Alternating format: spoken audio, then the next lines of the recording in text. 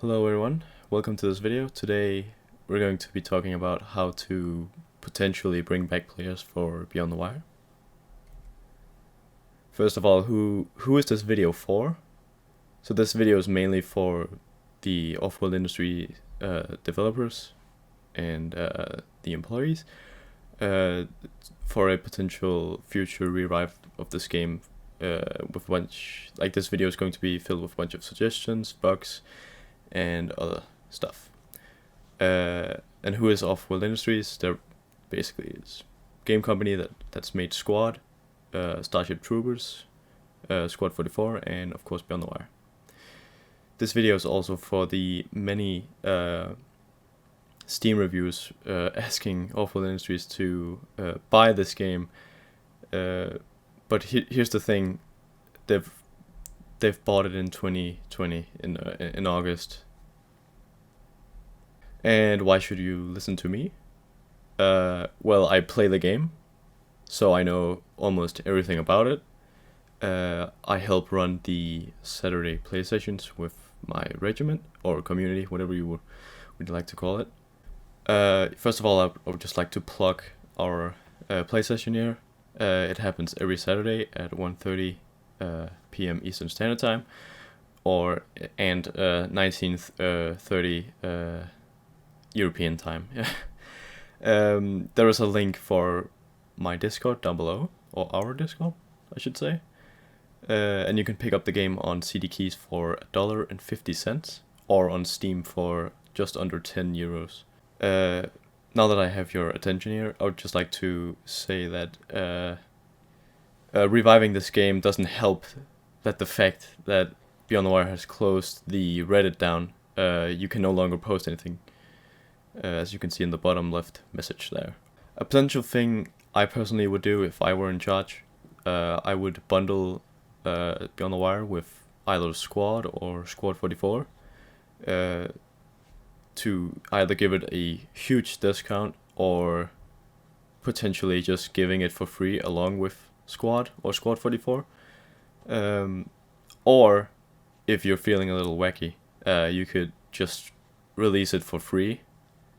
And then just piggyback on progression and customization items. Now to things that I would like to change that would keep players playing. First of all is bots. So bots are already in the game, but they are stupid, extremely dumb. They are extremely brain dead, and they don't really work. Now, if we could get the squid bots that were recently added to Squad, that would really help with just enjoying the game with a few people or by yourself, because the bots in Squad are a lot more dynamic. They crouch run, they spray with their rifles, they move around a lot more dynamically, and they don't get stuck that much.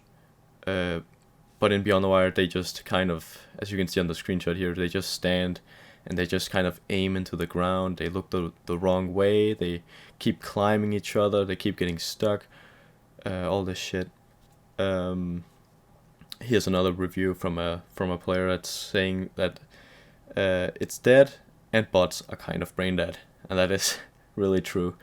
Now, a thing I would like to have added to these bots is that the medic bots would prioritize healing a player if a player gets downed, and also being able to spawn on bot officers would also help a lot, because when you play alone, if you die and you spawn at main, you have to run like pretty far to get back into the action, and so it would really help if you could spawn on the bot officers that are nearby. And also, bots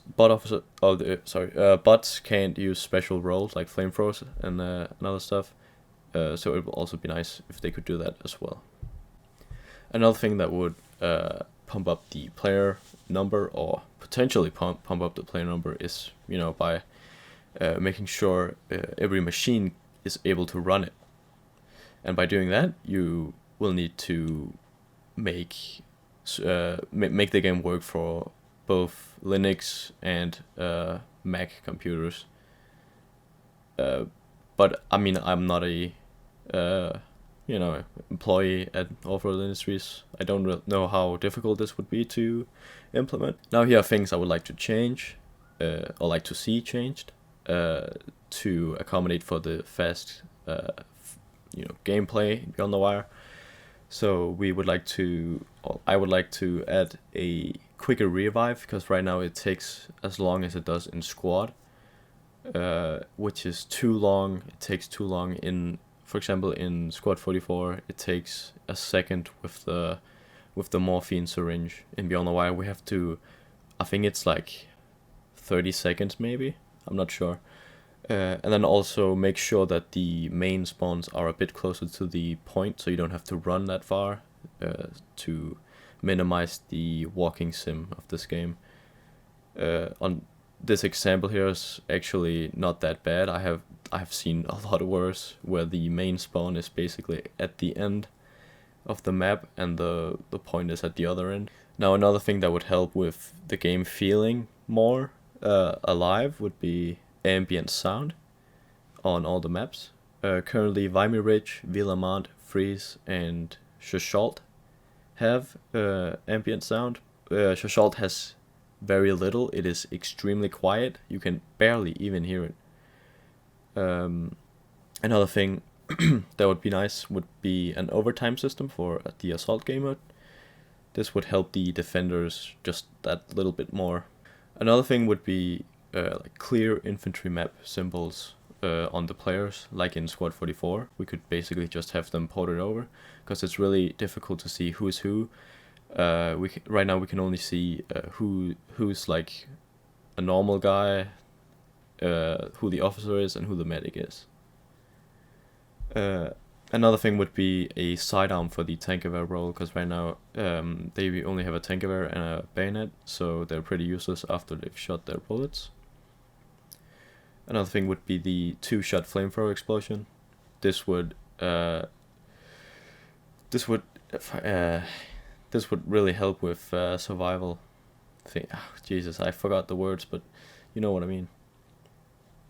Another thing that would be really cool would be weapon overheating, just like in Squad 44, except for the water-cooled guns, of course. They wouldn't, overheat that much, because, there's fucking water in there. But this would also balance machine guns in the game, as they wouldn't just be able to hold down the trigger for like 5 minutes straight, just reloading and shooting and reloading and shooting. This would really help, I think. And also, just a little bug here, the Canadians, whenever they take off their gas mask again, they like the gas mask deafen, like muffled sound remains, so you have to respawn in order to hear anything again. Another thing that would really help is basically remove the XP system, because no one likes it. Trust me, no one fucking likes it. Sorry for the language, no one likes it. And then implement a tank section. Now this tank section would of course have to be tweaked for each faction, with the different tanks and stuff. Speaking of tanks, these tanks would, it would be really nice if we could flip or reset the vehicles, because they get stuck too often, especially in Beyond the Wire, because there's so many trenches and holes and trees and all this shit they get stuck on. Another thing would be turn up the movement speed for the tanks. I know right now they are historically accurate, but it is way too slow to work with infantry. I would say turn it up for gameplay reasons. Another thing that would be really nice is a gunner sight for the Mark IVs and the FTs. Another thing would be an indicator for when you have reloaded the gun. Right now you don't know when you have reloaded, unless you the only thing that's indicating it is the reload audio. And also remove the cannon kill zone. With that I mean, for example, when the Mark IV shoots its cannon, every single infantry guy within a 20-meter radius or something takes damage because of the explosion from the barrel. This doesn't make any fucking sense, and it just ruins like infantry and tank. What do you call it? Like teamwork. Another thing I would add is, or like not add but improve, is it's like satisfying gunplay. With this I mean adding shell case bolt ping. Like when you bolt the gun, it like the shell casing flying out makes a little ping, and it's really satisfying. Here's a clip.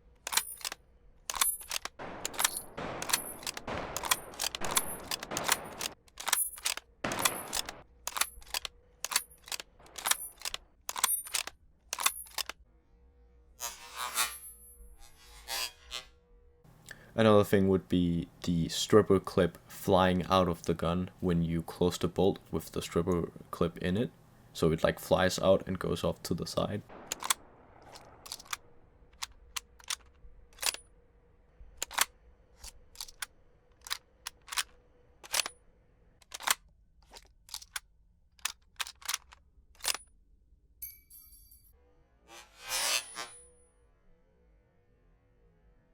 Another thing that would help the like the gunplay would be when you hold shift, the camera is going to zoom in. Like I don't know the exact percentages that are in Squad 44, but it zooms in like a lot, and it's really nice. Maybe I'm just fucking like my vision is shit, but I really love it in Squad 44, and I think a lot of people also love it. We also have it in Beyond the Wire, but it's like it zooms in like an inch, like it's like nothing.